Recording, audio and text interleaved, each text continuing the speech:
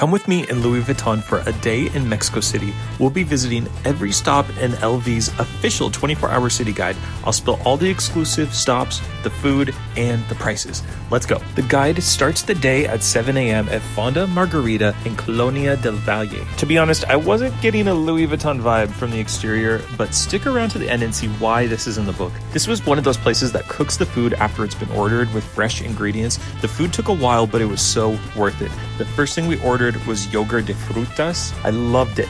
I would eat this every morning. The guide recommends ordering guisados, so I got this chilaquila estilo. I'm not lying when I say that this was one of the best things I've ever eaten in my entire life. This was paired with a wonderful café de olla, also from the guide, which really hit the spot. All in all, this cost 377 pesos or $18.76 American. Amazing. So Fonda Margarita really served up an exquisite traditional Mexican breakfast. 10 out of 10 from me. It's 8:30 a.m. and we're already in Louis Vuitton's second stop for the day, the contemporary art museum Lago Algo, located in the middle of Bosque de Chapultepec Park. Lago Algo is split into two parts. Lago, a farm-to-table restaurant, co-working space, cafe, and Algo, a public exhibition space that observes our place in the future of the planet through art and culture. The featured exhibit was Rituals, a collection of various artist pieces exploring the relationship between identity and ritual, all set against the stunning view of the lake. The scale of the architecture here makes you feel small, while the minimalism makes you feel uniquely separate from the physical building. I felt like a singular fish in a clear pond, but not in a bad way, if that makes sense. Entry to the exhibit was free. I didn't need a reservation because I came at 8 a.m. on a weekday, thanks Louis Vuitton, but I can't imagine this being very crowded on weekends. So Lago Algo was a 10 out of 10 for me, no notes. Louis Vuitton is wasting no time with stop number 3, Ciudad Universitaria at 9 a.m. The university is so far from our previous stop that I think we can assume that this 24-hour guide is meant to be more of a suggestion rather than a literal roadmap. There's just no way you could get from one point to another in the time that they give you in this 24-hour guide. But that won't stop me. I have sights to see, and I've committed to this already. Ciudad Universitaria is the main campus in Mexico's national university. It has impressive outdoor art installations. There's a botanical garden and amazing architecture everywhere. You really do feel like you're at the seat of a national institution here. Walking across the campus was enriching and peaceful until I realized I was 45 minutes away from the city center and I still had 9 more stops to go in this guide. Traffic in Mexico City is no joke, and I was really stressing out. It was hard to relax here. Is this a nice place to visit? Yes. Should it be one of your priority stops if you're visiting Mexico for one day? No. This is a 3 out of 10 for me in the context of the 24-hour city guide, but really the location is a 10 out of 10 by itself. Okay, I'm hitting the road. This is stressing me out. It's 11 a.m. and Louis Vuitton has us at our second museum of the day, Museo Anahuacalli. This monolith is inspired by Mesoamerican pyramids and constructed from volcanic stone by Diego Rivera. He saw the museum as his legacy and intended it to serve as a cultural space that integrates Mexico's indigenous past with modernity. The haunting interior houses more than 2,000 pieces of pre-Columbian art that Rivera personally collected, with dedicated spaces for rotating contemporary exhibits. Tickets were 100 pesos for foreigners, plus around 800 pesos for a round-trip Uber from Condesa, but that was my choice. I didn't even know this existed before following this guide, and I'm so glad I was able to discover and visit it. While it's a small trek from the city center, this museum is definitely worth it. It gets a 9 out of 10 from me. 12 noon brings us to our 5th stop of the day, Masala y Maize in Colonia, Roma. This one-of-a-kind restaurant celebrates the cultural connections between India, Mexico, and East Africa, hence the name masala, an Indian spice mix, and maize, Mexican corn. Wow. It's a small space with few tables, but it felt like a cozy sit-down with other people who are in the know.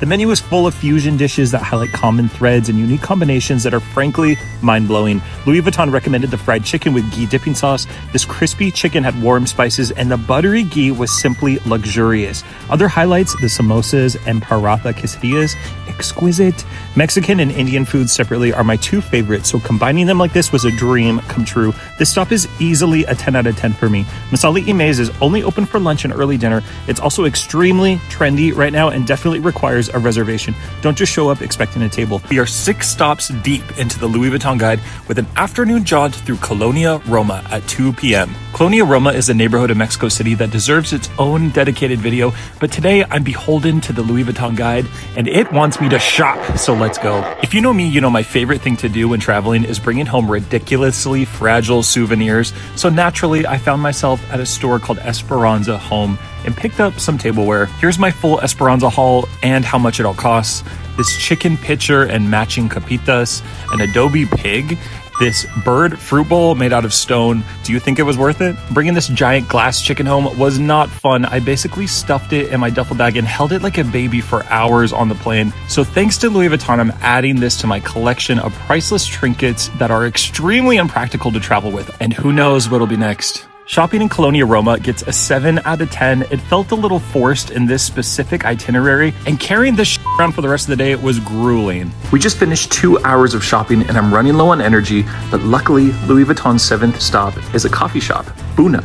This was right next to our previous stop in Roma Norte, so it was really easy to get here from the shopping excursion in the last video. First off, the coffee, incredible. I'll get back to that in a second. What really hooked me was their story. They work directly with farmers in Mexico using agroforestry to grow their beans sustainably. That means they're not just protecting biodiversity, they're perpetuating sustainable farming practices. I started with the Cafe Dahlia, a rich mix of coffees with notes of piloncillo, cocoa nibs, caramel, and walnut. It's like sipping a hug, honestly. Then I tried the chocolate jengibre y curcuma, a limited edition blend of chocolate, ginger, and turmeric. It's warm, earthy, and seriously unique. I've never tasted anything like this. The Louis Vuitton guide also suggests a stroll in the nearby Rio de Janeiro square. This was a vibrant public space with lots of pet dogs freely jumping into the fountain. Very tempting, honestly. Cafe Buna gets a 10 out of 10, a great addition to the Louis Vuitton guide and a welcome break in their non-stop 24-hour itinerary. Contramar is the 8th stop of the guide, which recommends an early dinner before the marathon of nighttime events that are coming up next. I started with a margarita, of course. Their famous tostados de atún were a literal masterpiece. They have chipotle mayonnaise, crispy leeks, and avocado. Okay, millennial. The pasta al pomodoro fresco was so fresh and perfectly al dente. I didn't see this in many reviews, but honestly, it slapped. Enter the obligatory espresso martini. Next, the main event, I couldn't skip it, the pescada a la talla. This grilled fish is split in half and topped with a house rub that's half red adobo and half parsley. Perfection. The Louis Vuitton guide mentioned Contramar's old school dessert tray, but they didn't need to tell me about it. I scoped this out the second I walked in the door and I couldn't look away the entire time I was there. This was a hard decision for me, but I picked the chocolate cake and let me tell you, it was exquisite. I was in heaven with this. If you couldn't tell from the video, Contramar is popping off, so you need to make a reservation in advance. Someone I sat next to said that you can sometimes get reservations by calling, even if the apps say they're booked, so hot tip, I guess. Was Contramar worth the hype? 1000%. It gets a 10 out of 10 for me.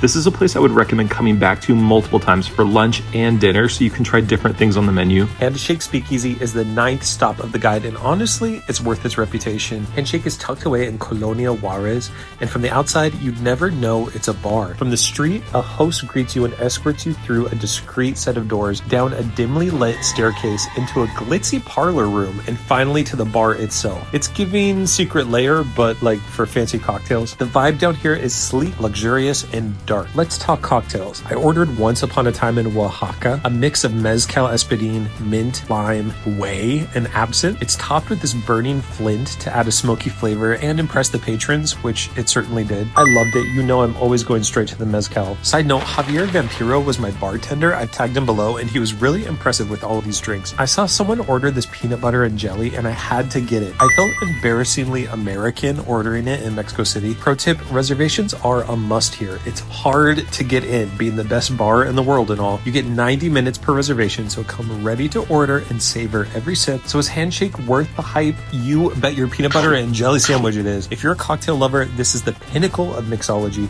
It gets a 10 out of 10 for me. Parker and Lennox is the 10th stop of the guide. The venue is split into 2 parts, one named Parker and the other Lennox. Parker is this mid-century bar you enter from the street. Not that long ago, this was functioning as an American diner, but I guess more recently they've converted it to a bar/waiting room. Waiting for what, you ask? At certain times during the night, this secret door opens up to Lennox, a 1930s speakeasy straight out of the golden age of jazz. Moody, intimate, and exclusively populated by people in the know. I grabbed an Alma Rosa, smoky mezcal with aromatic fruity flavors. I definitely recommend this one. The main attraction here is the live music.